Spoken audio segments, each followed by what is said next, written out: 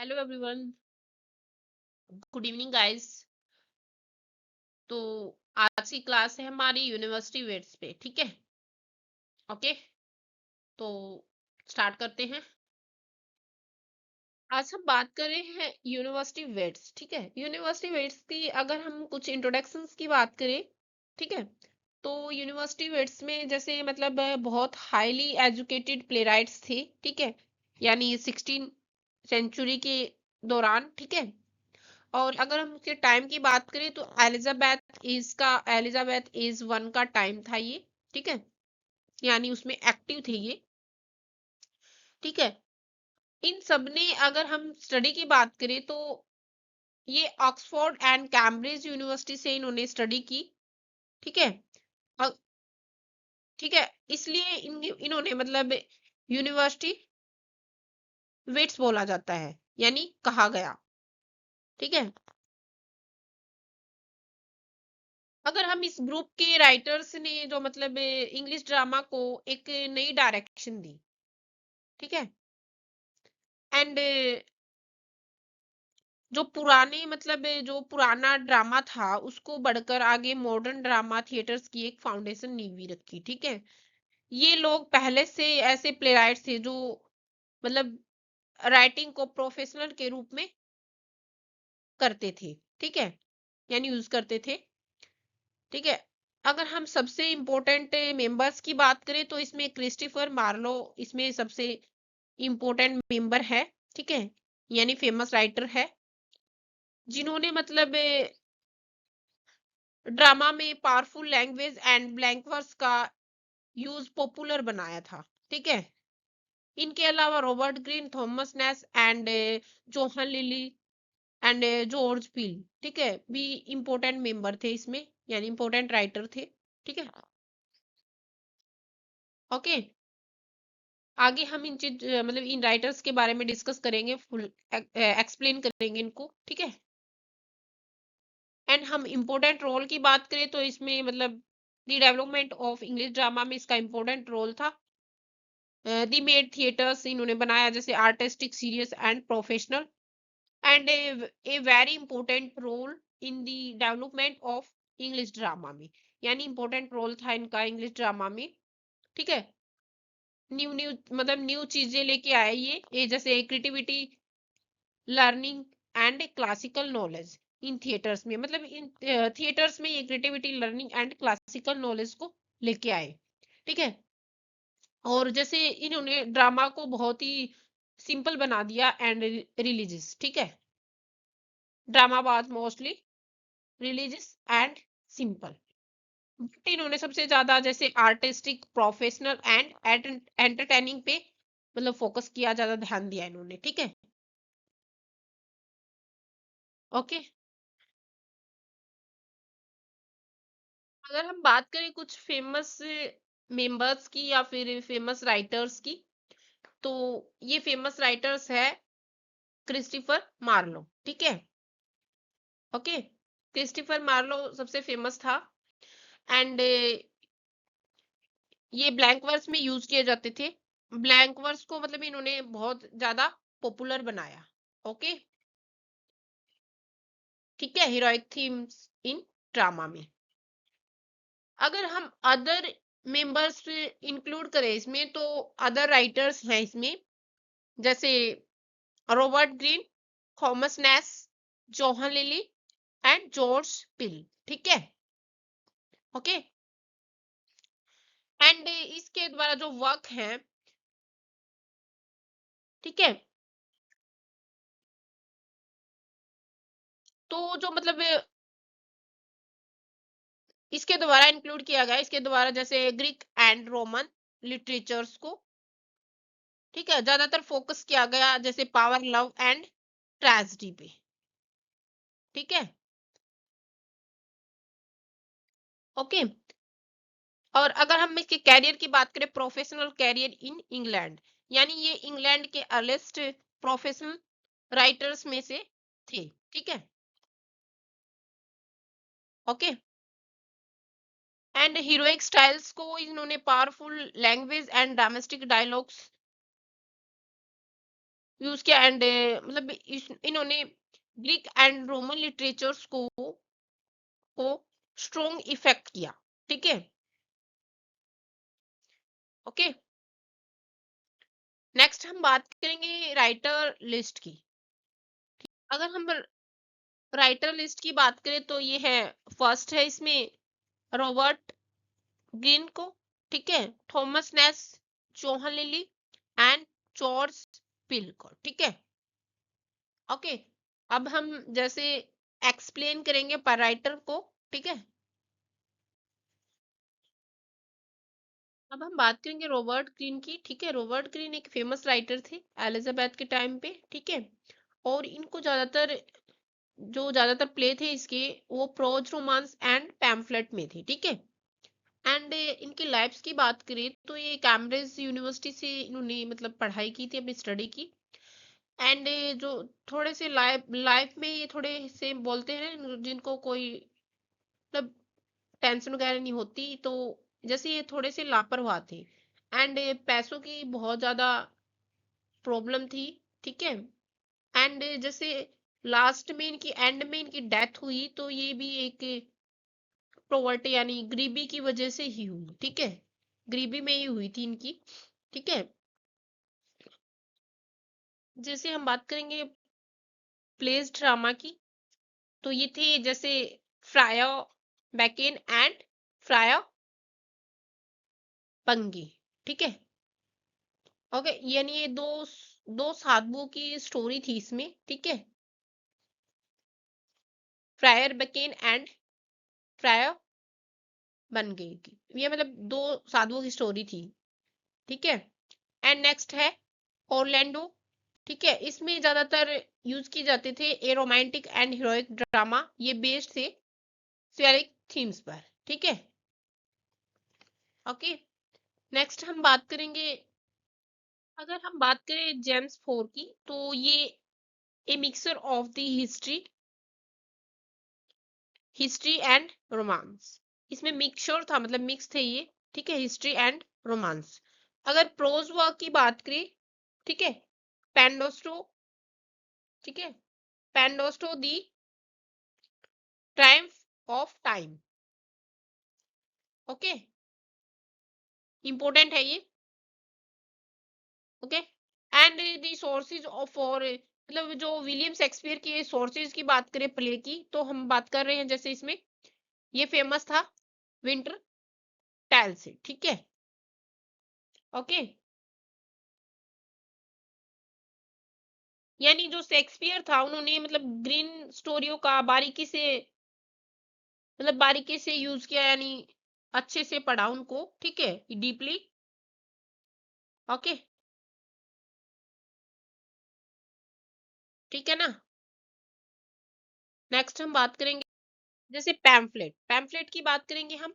ठीक है, green God's worth of विट 1592 में। ठीक है, और अगर हम बात करें फेमस जो शेक्सपियर की जो एक स्टोरी थी, मतलब ये थी एक अपस्टार्ट क्रो, यानी एक कोए की कहानी।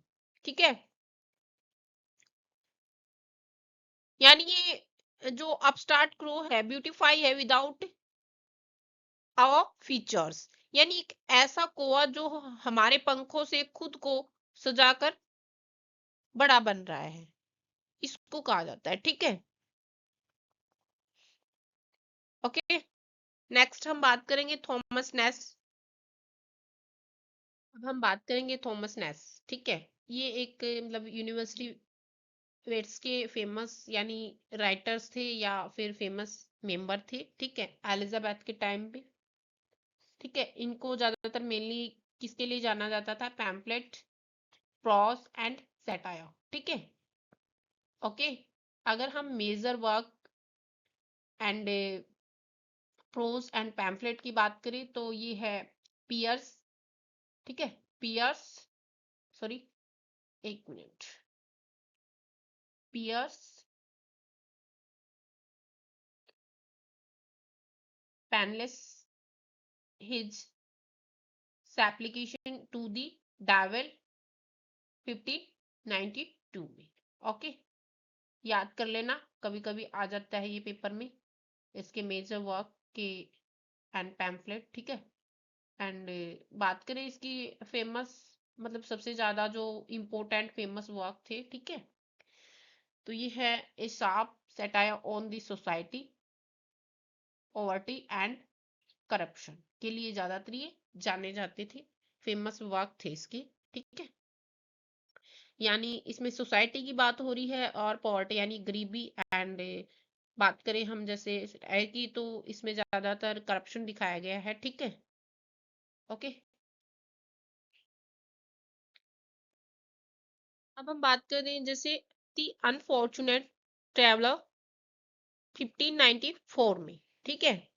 यानी दी अनफॉर्चुनेट ट्रेवलर था ये 1594 में, ठीक है। और ये सबसे one of the first English novels थी, यानी ये फर्स्ट नॉवेल्स थी, ठीक है।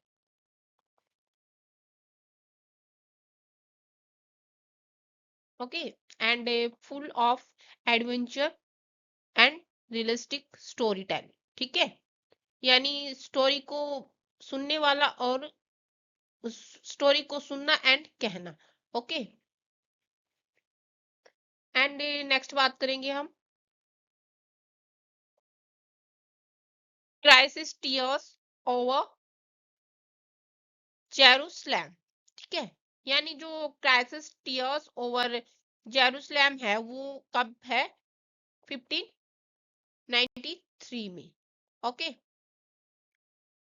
ठीक है। ये एक रिलीजियस एंड मोरलिस्टिक वर्क था, ठीक है। और इसको 1593 में लिखा गया। एंड बात करें हम इसकी ड्रामा प्ले की, ठीक है। ड्रामा प्ले अगर की बात करें तो summers last will and testament, ठीक है, प्ले थे इसमें। एंड ये यूनिक था, किस चीज के लिए ये यूनिक था, मतलब यूनिक बनाया गया, तो ये एलिगेरिकल प्ले मिक्स थे इसमें। एलिगेरिकल प्ले जो मतलब ड्रामा एंड पोएट्री इसमें मिक्स थे, ठीक है। ओके, बात करें हम अगर जौहर लिली की, तो ये कब थे, कब से कब तक थे, ये 1554 टू 1606 तक was an important English writers थे, ठीक है। Of the Elizabeth is and a key member of university wits, यानी ये यूनिवर्सिटी वेट्स के की मेंबर्स थे। एंड इनको स्पेशली जाना जाता है प्रोज स्टाइल्स, जिसको हम, ठीक है, जिसको हम यूफिज्म भी बोल सकते हैं, ठीक है। एंड फेमस प्रोज की बात करेंगे हम, ठीक है। फेमस वर्क की बात करें हम, यूफ्यूज दी एंटोमी ऑफ विट, ठीक है, 1578 में, ठीक है। यानी यूफ्यूज दी जो एंटोनोमी ऑफ विट्स है वो 1578 में है। एंड हिज फेमस यानी मोस्ट फेमस वर्क की बात करें हम इसको, ठीक है, तो ये यूफिजिस्टिक स्टाइल्स में था, ठीक है। यानी लैंग्वेज डेकोरेटिव लैंग्वेज थी, ठीक है। अब हम बात करें जैसे यूफ्यूज एंड हिज इंग्लैंड, ये कब थे, 1580 में, ठीक है। एंड सीक्वल टू यूफ्यूज, मतलब इसका ये नेक्स्ट पार्ट था, ठीक है। And deals with English society and cultures, ठीक है। ये बेस्ड थे मतलब इंग्लिश सोसाइटी एंड कल्चर्स पे, ठीक है। अब हम बात करें जैसे प्ले ड्रामास की, ठीक है, तो इसमें जैसे ये इम्पोर्टेंट प्ले है, ठीक है, ड्रामा में, ओके। इसको अच्छे से याद कर लेना। एंडीमियन एक कोर्ट कॉमेडी है विद मतलब रोमांटिक एंड मिथोलॉजिकल एलिमेंट्स के साथ, ठीक है। ओके, रोमांटिक एंड मिथोलॉजिकल मतलब एक दरबारी कॉमेडी, ठीक है, जिसमें मतलब रोमांटिक भी है, प्रेम भी है, ठीक है। और इसको इसमें मतलब मैथोलॉजिकल भी देखने को मिलता है, ठीक है। ओके, अगर हम बात करें नेक्स्ट कैंपस पे की, तो ये बेस्ड है the story of Alexander the great, यानी अलेक्जेंडर पे बेस्ड है इसकी स्टोरी, ठीक है। And women women in the moon. Okay, इसमें इंक्लूड है एस्ट्रोलॉजी एंड मैथोलॉजी, ठीक है। यानी इसमें ज्यादातर ये एस्ट्रोलॉजी यानी ज्योतिष शास्त्र बोलते हैं जिसको, ठीक है। ओके, इसमें ये इंक्लूड है एस्ट्रोलॉजी एंड मैथोलॉजी, ठीक है। एंड हम बात करेंगे नेक्स्ट। अगर हम जॉर्ज पिल की बात करें, जॉर्ज पिल है एक इंग्लिश ड्रामेटिक है and a poet of the English age and a member of university wits, यानी ये एलिजाबेथ के टाइम भी था एंड ये मेंबर था यूनिवर्सिटी वेट्स का, ठीक है। ज्यादातर इसको पोएटिक स्टाइल्स में जाना जाता है and contribution to earlier English drama में, ठीक है। ओके, इनको पोएटिक स्टाइल से भी जाना जाता है, ठीक है। और इनका बहुत सारा कंट्रीब्यूशन रहा है इंग्लिश ड्रामा में, ठीक है। तो कंट्रीब्यूशन पॉइंट भी बोल सकते हैं इसको, ठीक है। अगर हम फेमस वर्क की बात करें तो ये है द अरेंजमेंट ऑफ पेरिस, ठीक है। ये इसका फेमस वर्क है, ठीक है। और ये बेस्ड था मैथोलॉजिकल प्ले पे, ठीक है, mythological play on the story of golden Apple, ठीक है। एंड मतलब जो मैथोलॉजिकल पेस्टोरल प्ले थे इसके, ये रिटर्न किया है इसने अराउंड 1556 टू 1596 में, ठीक है। ओके,